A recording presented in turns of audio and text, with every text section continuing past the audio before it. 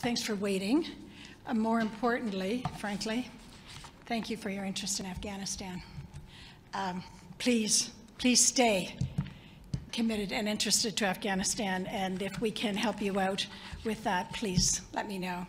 It says good afternoon, but I guess it's evening. We've kept you so long. I do want to say that I've had a very productive session with the UN Security Council on the extremely disturbing humanitarian situation that we have in Afghanistan right now. My main message to them was very simple. Now is not the time to turn away from the Afghan people. I stressed this to the Security Council, stressed the need for the regional and the global community to remain engaged in helping the people of Afghanistan as they face this very difficult winter with huge problems of not just food scarcity, but a crumbling economy. The Afghan people should not feel abandoned or forgotten by the international community, or any of the regional countries for that matter, due to the Taliban takeover. We must find ways to prevent an imminent humanitarian catastrophe and the terrible loss of life that could happen over the winter, and we can prevent it. With support of the regional countries and the donor community, and with the UN agencies and our incredible implementing partners who are on the ground with us in Afghanistan, we can all make a huge life-saving difference. In the past 3 months, we have already delivered significant amounts of aid to the health sector and to address the rising food insecurity. The humanitarian imperative is critical, but it is short-term, and the humanitarian assistance is not enough. The international community needs urgently to find more sustainable ways of addressing the pressing needs of the Afghan people beyond the upcoming winter crisis. The UN in Afghanistan stands ready to work with the member states and the international entities to put in place accountable systems that will enable funds to reach the Afghan people who are most in need and to ensure that these funds will not be diverted. Without creative, flexible, and constructive engagement by the international community with Afghanistan, the economic situation will worsen, while poverty and extremism will grow. The Taliban de facto authorities also need to play their part in responding to the concerns of their people and the international community. It does not have to be this way. We all recognize what is required to prevent the economic and societal collapse. We need now to work to find ways to bring millions of Afghans suffering, to prevent the millions of Afghans who are suffering, and to counter any destabilization in the region. Thanks very much, and I look forward to your questions. Thank you. Edie Letter, Associated Press. Thank you very much, Ms. Lyons, and thank you very much for doing this briefing. I think I can say on behalf of the United Nations Correspondents Association, and we hope you'll come back again soon. January.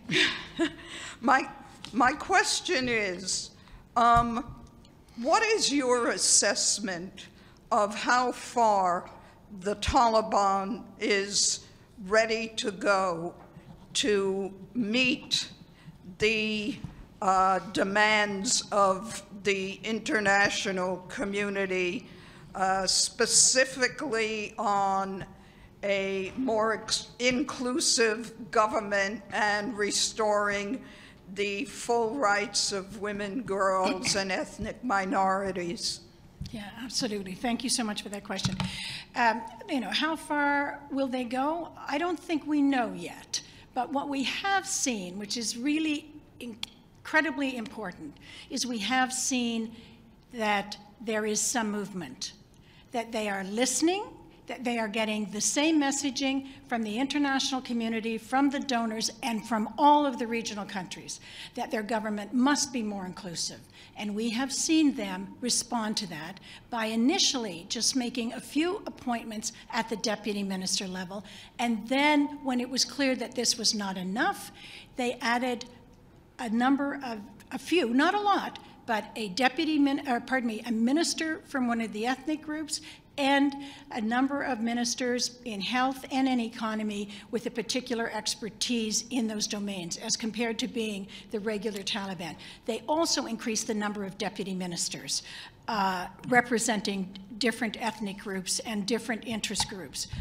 Still not enough, but an indication of some movement, which suggests to me that we have to keep pressing on that issue, which all of the regional countries and the international donors are doing. On girls in school and women working, they absolutely are hearing this issue loud and clear. They're hearing it from us on a regular basis. We have girls in elementary school at long last. We do not have the girls in high school in all the provinces. In a few provinces it has happened, but nowhere near to the extent that we will need it. What we're working with the Taliban on now, the de facto authority, is this policy that they want to put in place to ensure that they have got the systems necessary, the segregated classrooms, the teachers that they need to have girls in high school and at the universities. What I can tell you is they are hearing the voices of the international community on these issues. They are listening. They have made some small changes. We need to continue to work with them to make bigger changes going forward. And that's exactly what UNAMA is going to be doing along with the rest of the international community. Don't forget as well that the issue of free passage is also critical. People being allowed to move freely, leave the country. Progress on counterterrorism is another issue that has been spelled out to them very clearly. There are regular meetings that the international community and regional countries are having with them on all of these issues. We are going through a kind of mutually getting to know one another, understanding better what the demands are and how much we can move. And clearly, I think we are seeing the more exposure that the Taliban de facto authority has to these concerns of the international community, the more they understand them, the more consultation and collaboration we have. We are seeing small progress, and that makes me feel like we can get more. Hi, thank you. My name is Ibtisam Azim from the daily Al Arab Al Jadid newspaper. So I have a follow-up on the issue of schools and salaries. And the fact that you were able actually to deliver some salaries through the health system. Why is it not working when it comes to education or other things? And could you please walk us through what are the main obstacles that you are facing there? Is it only money, or is it also some UN bureaucracy? And I have a quick follow-up on the security issue. You talked about parallel economy and drug dealing, on the rise, and weapons, etc. Is this happening under does that mean that Taliban is not in control in all the areas? What does that exactly mean? Thank you. Okay, on salaries, I'm going to have to come back to your second question because I didn't quite get it all. On salaries, yes, we have been able to provide financial support to doctors and nurses in the healthcare sector. That has been done both through UNDP, WHO, and UNICEF.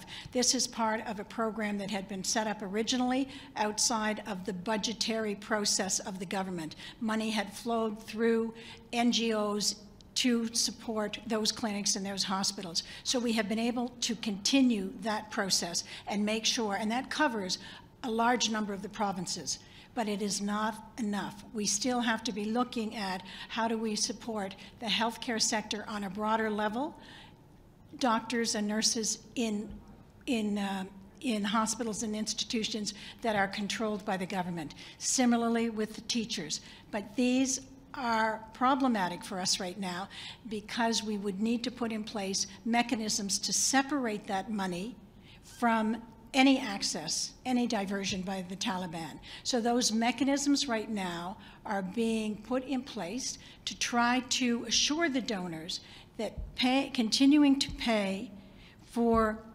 these healthcare providers beyond the ones that I've just mentioned through a separate program, continuing to do that and continuing and not continuing but actually initiating the salary payment for teachers is something that can happen outside of the budgetary government system.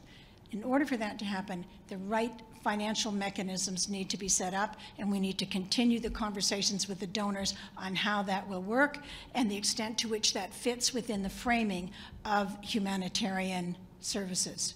So none of these things are simple when you're talking about trying to establish a payment system that respects sanctions, respects concerns of the donors, and respects a separate funding mechanism so that monies do not flow to an entity or to individuals that have been sanctioned. What was your second question? Just to clarify something you said on your brief, in the briefing to the Security Council, you talked about, and I wasn't sure if you are talking about fears regarding that there's more weapon and drug dealing, or that we're having a parallel economy now developing, or is it a fear that you're having in the future?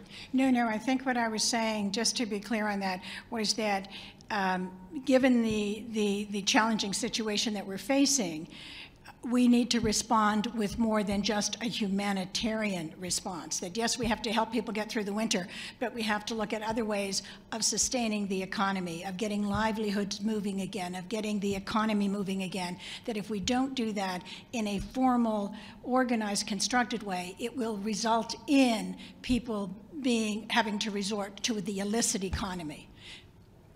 James Bates. Hi, James. James Bays, Al Jazeera.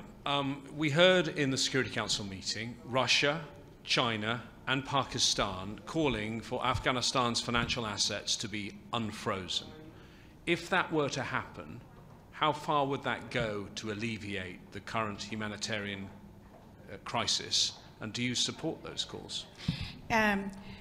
Unfreezing assets is something that is a decision by the key countries that control those assets. So you'd have to speak to them.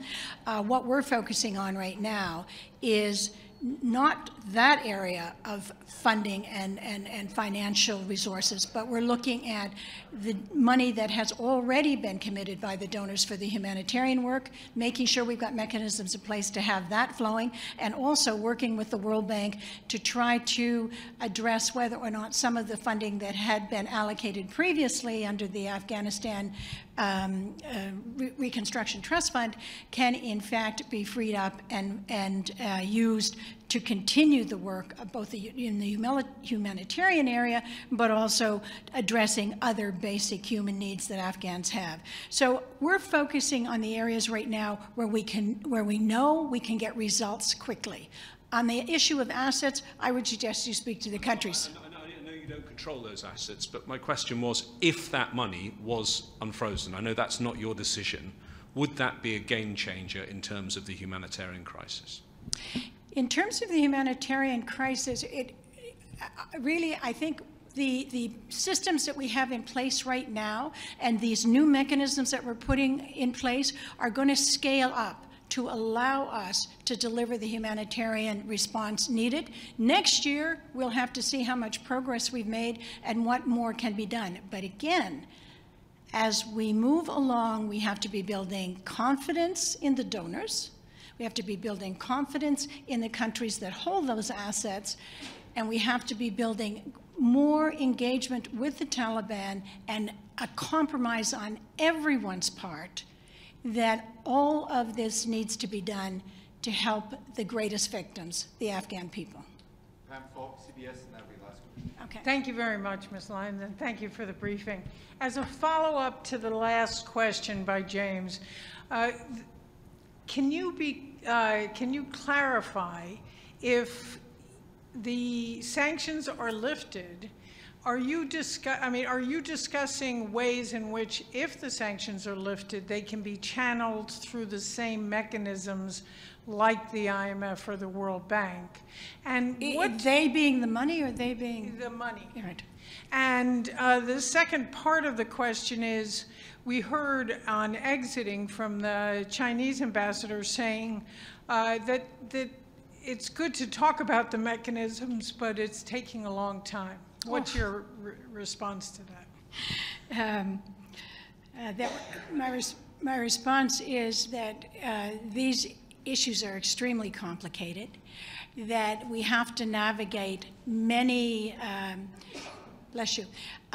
many challenging interests of so many parties to ensure that what we arrive at with these mechanisms is something that gets the money directly to the beneficiaries, has the confidence of the donors, and gets done what needs to be done, particularly in the health sector and food insecurity. I do not, would I like to have it done sooner? Of course I would love to have these mechanisms in place sooner.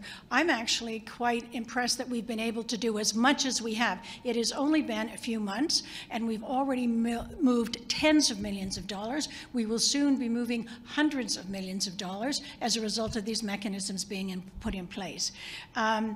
I can assure you, if any of the permanent reps or ambassadors or others have ideas as to how we could move this faster, we would be happy to do so. But when we're back again in January, I think we'll be able to talk about the significant amounts of money that we've been able to put into these mechanisms and the success that we're having in moving them through the system.